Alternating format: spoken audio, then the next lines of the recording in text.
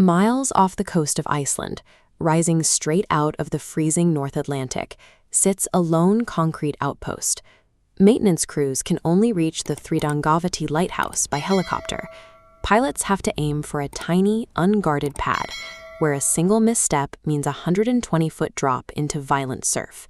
Its extreme isolation has made it famous online as the ultimate unreachable zombie apocalypse hideout. But helicopters didn't exist when this concrete tower was bolted to the summit in 1939. Someone had to get up there by hand. Looking at this map of Iceland's southwest coast, we can locate the Westman Islands. 4.5 miles offshore from the main archipelago, you'll find a cluster of 3 isolated basalt sea stacks. There is zero natural shelter here. Winds regularly hit 35 miles per hour, generating massive, unpredictable ocean swells that relentlessly pound the rocks. The tallest of these pillars, Þrídrangaviti, is essentially a sheer wall. The rock rises perfectly vertical for 120 feet straight out of the ocean. You have freezing temperatures, sheer vertical cliffs, and violent seas. It is perhaps the single most dangerous maritime environment possible. In the late 1930s, these waters were a death trap for shipping traffic. The Icelandic government needed a warning beacon to prevent vessels from colliding with the jagged rocks in the fog. Project director Árni G. Þórarinsson was tasked with the build. He quickly realized that sending standard construction workers into this environment was a death sentence. Instead, he recruited an elite squad of mountaineers from the Westman Islands. These men possessed a highly specialized skill. They grew up scaling sheer sea cliffs by hand to hunt for seabird eggs. When the crew arrived by boat in the summer of 1938, they had to fight massive swells just to get close.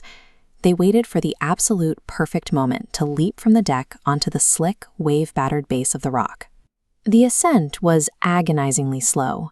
They manually drilled into the basalt, hammered in iron spikes, and bolted heavy chains to the vertical face to create a workable route. Near the summit, they hit a critical barrier. The cliff curved outward, protruding over the ocean. The rock was smooth, offering zero handholds or footing for their tools. They fell back on a dangerous egg hunting technique. One man got down on his slippery knees, a second stood on his back, and a third climbed on top of the other two, forming a human pyramid over the crashing waves to reach the ledge above. With the chain route finally secured to the summit, the logistics shifted. The crew now had to haul every bag of concrete, piece of iron, and building tool up the 120-foot cliff by hand using pulleys. Since daily boat trips were impossible in the churning surf, the workers pitched tents on the tiny, exposed summit and lived there for a full month to finish the structure. While preparing the foundation, they encountered an unsolved historical mystery. 2 66-pound iron cannonballs were already embedded in the rock at the unreachable summit. Erecting a concrete tower in this environment without modern machinery required profound physical endurance and psychological grit. World War II delayed the arrival of the original lighting equipment, but the beacon was finally commissioned in 1942.